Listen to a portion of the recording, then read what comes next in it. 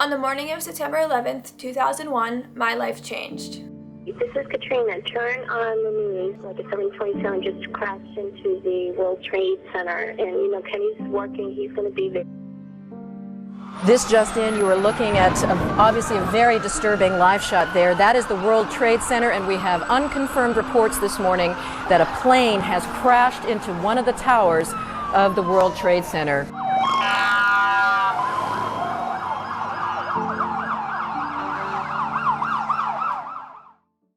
Me, my mom, and my brother actually headed to New York City that morning because I had a modeling shoot, and that's also where my dad worked. He was a firefighter with Rescue 1. My husband had stayed overnight to work the next duty, so we went by the firehouse to see him before we went over to our appointment. I was actually 3.5, and my little brother Tyler was 1. Although I don't really remember the memories, my mom always tells me and reminds me of them. It's always fun when we can see Daddy, and the kids love it. So he came out, and then he brought the kids in and put them on the fire truck, and they were just happy as pie, to be there. And the look of pride on Kenny's face when he's with his children is just, he adores them. My dad placed me and my brother on the fire truck, and that same fire truck was destroyed not even 2 hours later. We only stayed for about 30 minutes and it was time to go, and this was actually a really, really, really special moment that, I don't really remember since I was so young, but it's something that I cherish from my mom telling me. My dad actually walked around to each of our car doors. Instead of just leaning over and kissing Tyler, he went around, opened the door, gave him a big kiss and a hug, and same with Kristen, and then same with me. He was 6'5", so he was tall enough to just lean over or even just wave goodbye, but he made it a really, really special moment. And it's just crazy. It's almost like he knew or something. He knew to say goodbye. It gives me chills every time I think about it because it's just what are the odds that he made it so special? And please hug your loved ones a little bit tighter because I hold on to that memory. So we went on our way, and on the way to the appointment, my mom noticed an airplane going over the city. I said, Tyler, look at the airplane. That is really close. Not thinking that it would ever crash. And she was a flight attendant, so in her head she thought it was a little weird that they got clearance to fly so close to the city. And as we were walking into my appointment, my brother actually stopped and looked over, and there were a bunch of sirens and fire trucks passing. And my mom said, "Wave hi to Daddy, that's probably him." My mom obviously didn't put anything together. It was just the normal. Whenever she sees a fire truck, she usually would say that. And then we went up to our appointment, and almost immediately they say, "You need to watch the news." As we got bits and pieces of information that bridges were starting to close down and everything, I decided I need to get my children out of there. By the time I was driving back down 6th Avenue to go away, home, away from the building, traffic just froze. This is probably the only memory that I really, truly feel like I remember. There was just traffic. Everyone was just stopped in traffic. And I got out, and everyone was just looking, and I got out and turned around and watched. The building crumble down. And I believe that was the South Tower. That was the second building that got hit by a plane. And I really, truly remember my mom getting out of the car. Me and my brother were in the car seat, and I remember just seeing the dust.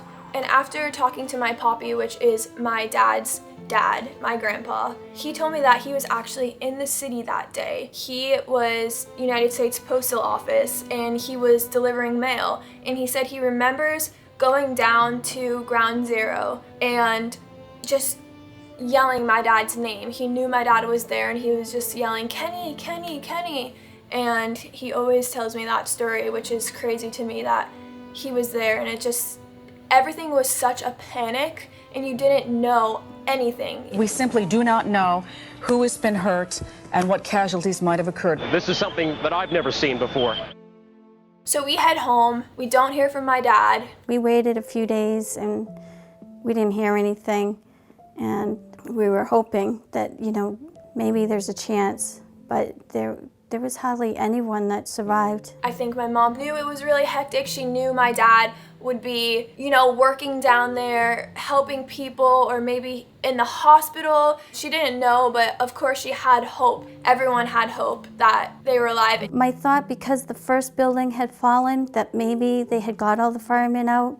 I know usually when there's structural damage, they get them out quite quickly, the firemen, but there was just so many and their communications weren't working well. So she was really having faith that they had evacuated and that they were just helping with the rebel or trying to find people and just doing their services to the World Trade Center. A day passes, she doesn't hear. Another day passes, she doesn't hear. So my grandparents and my mom made missing photos, like missing Kenneth Marino with his height, his weight, and they put them down all around New York City. But they really hadn't heard anything. They hadn't really heard anything from the firehouse. It was just kind of all a guessing game. So many people were injured without IDs. They were calling different hospitals asking for his last name. No one knew anything. And of course, for me as like a young child, I know my mom told me like I would wait by the door and see when my dad was coming home. And she didn't know what to tell us, so we just kind of were clueless. And my mom said it kind of sunk in and she started to give up a little bit of faith when she saw on the news that the Rescue 1 truck, my dad's fire truck, was crushed. And so it really sunk in when she had to bring the DNA samples. She brought his toothbrush and just different things that had my dad's DNA on them, and she brought them in to the city, and I think that's when it started to become a little more real to her. In the chaos, I actually had asked my mom, of course, where my dad was, and I said, Daddy said that he would come home with a prize. And I was really confused, like, where's Daddy with my prize? As a 3-year-old, you don't understand anything, you know? My mom didn't know, and she was obviously confused. She hadn't heard about any type of prize, and I was really confused because I thought my dad had a prize for me. And then come to find out, a few weeks later, she was clearing out his things from his locker in his car, and she found a Dorothy doll and a scarecrow for my brother and I. I loved Wizard of Oz back then, and actually to this day, I cannot watch it. It's one of those memories that just kind of hurts so much that it's like connected to my dad. And I remember one time I tried watching it and I just sobbed the whole time and I couldn't even finish it. But it was really special. The Wizard of Oz Foundation heard about that story, and that Christmas sent us 5 huge boxes of Wizard of Oz merch and just every single doll you can think of, and the real original Munchkins gloves. And they flew us down to be the Grand Marshals in their parade, which was really a special thing. We met Munchkins. It was a nice little touch to such a chaotic time. I think my mom struggled a lot with how to tell us because she also didn't know. Like, weeks would go by, but you still had hope. I told her Daddy's very special because he's our hero, and he tried to save a lot of other daddies so they could go home with their little girls. My dad in those 3 weeks were never found, so you don't really know. They never recovered Kenny's body or any part of his body, but we did recover part of his helmet. That was pretty special to have that piece. As a 3-year-old, I just kept saying that my dad was stuck on gum and needed a flashlight out. I didn't know how to process it. And my mom actually recorded a few of my prayers at night to remember my dad, and here's one of them. I pray the Lord, I stay to his feet. If I will wake, I will not cry. I will sing lullaby, Daddy in the floor. Can I say another prayer? Yeah. Daddy had died, but it's okay. My daddy has a big place up there, and he will always be in our hearts. Because do not cry, because I will be here. We're in your hearts always. Oh, good. And my daddy is a worker, and works up there too.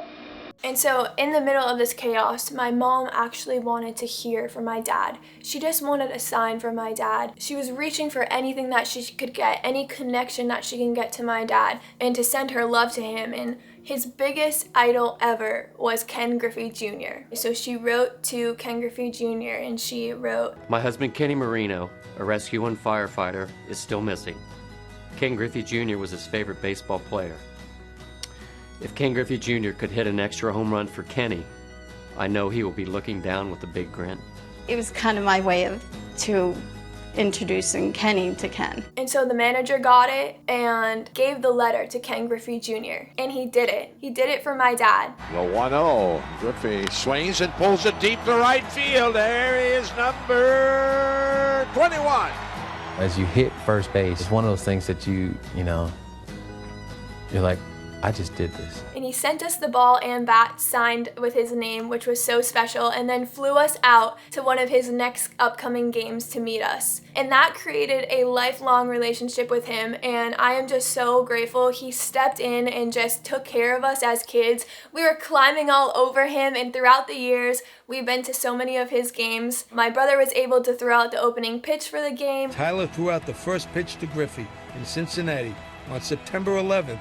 2007. We had like customized merino jerseys, and actually the latest time we saw him was in 2016 when he got inducted into the Hall of Fame. But growing up without my dad has been the hardest thing I've ever experienced in my whole entire life, and I don't even know how to describe it. For a large portion of my life, I just didn't want to think about it. I would think about it maybe one day out of the whole entire year and cry the whole entire day. Like the whole entire day. I remember when I was little, I would just not try to think about it. I didn't know how to process my emotions or anything, and that's why I am talking about it now, because I feel like I finally am old enough to understand it and to process my emotions as a 25-year-old. I just cannot even comprehend the amount of sacrifice that it took, knowing that your kids were at home and your wife was at home and you were running into this building and not knowing the outcome. I've struggled with it, you know, and I see videos and pictures on my For You page and just like different videos. Even making this video, I had so many emotions, and I didn't even think of it until lately. Is like when I watch a video of the North Tower crumbling, it's literally a video of my dad basically passing away. And it's just crazy to me. There was 11 firefighters in my dad's firehouse that passed away that day, and 4 of them have still not been found. And I always had this crazy hope that my dad was still somehow out there, that he would just walk in, because he was never found or accounted for. And it's a really crazy thought to have, but I just like hoped that he would walk through the door and just say he forgot where he was or something. I miss him so much. He's my hero, and growing up praying, I would always say daddy number 1, and I still do. He's had such a big impact on my life, and I just want to live my life for him. I want to make awareness. I want to help people. I want to help kids affected by terrorism, because there was nothing out there that really could help us, because no children have really been through it, especially in that massive a population. And I just struggled my whole life, having just so many different thoughts, and I thought I would always lose my mom, and I was really attached to my mom. I didn't let her go anywhere without me. I wouldn't sleep over at people's houses or anything. But my mom was my rock. She was and is my best friend, and she lived her life for me and my brother. She didn't get remarried. She didn't have relationships growing up, or even still now. She just poured into me and my brother so much to let us know how loved we are, and always made us feel so secure and protected even without my dad being there. She was just such an amazing mom, and really just was so selfless in giving her life to me and my brother. And I know it's still hard for her, it's still hard for me, it's still hard for my brother. It's still so hard to even understand and process, but we try to go to the memorial as much as we can in New York City, because that's the only spot really that we have for him. It's just so surreal. I can't even imagine being in his shoes and just walking up those stairs not knowing anything. I am so incredibly proud of my dad, and I am so thankful for him. Although he is not here with us today, I know he's looking down on me, my mom, and my brother with a smile. I think he knows. I feel like he's still around and seeing how we are. My mom always joked about his 3 favorite things, which was Ken Griffey Jr., his kids, and firefighting.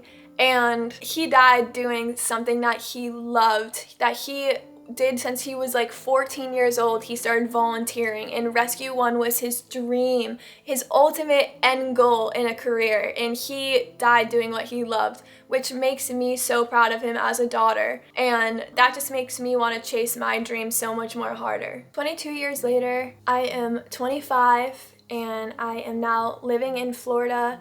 I have an amazing boyfriend. My mom is back in Massachusetts. I'm trying to convince her to come to Florida, and she's doing great, but I know every single day, we miss you, Dad. We really do. And I know that it's not been the easiest for her, it's not been the easiest for me. And I know my brother struggled without having that father figure growing up. It's just so hard living life without a parent. It really is. But I'm so thankful for my dad's sacrifice, and I know he made a difference that day. And I will never, ever, ever forget it. Growing up wasn't easy without him, but I had amazing people step into my life, such as my poppy, who would come to every single father-daughter dance with me, and my Uncle Adam, and made sure that I walked in with not only one date, but 2 dates, which was so fun. It made the father-daughter dance not as bad. And my mom would volunteer for every single thing to do with school, all my field trips. She was my brownies leader. She always made sure she was right by my side. So many different foundations and families stepped up during those hard times and really made sure that we knew that we were loved and tried to help my mom as much as possible. The firefighters from Rescue 1 are still in my life today. They honor my dad at the firehouse all the time, and whenever I'm in the city, I always go say hello. They give me their personal numbers and tell me to call them if anything ever goes wrong in the city. They seriously are angels looking over me. And to my dad, I love you so much. And I miss you, and I hope that you're looking down on me and smiling, and I hope that I can see you one day and give you a big hug and spend the rest of my life with you. I'm sorry.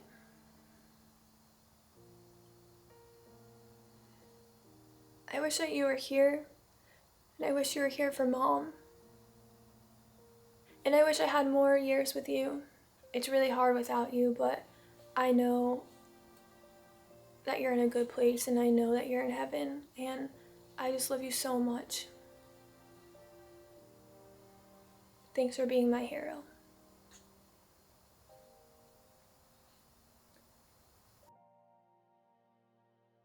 Daddy number 1.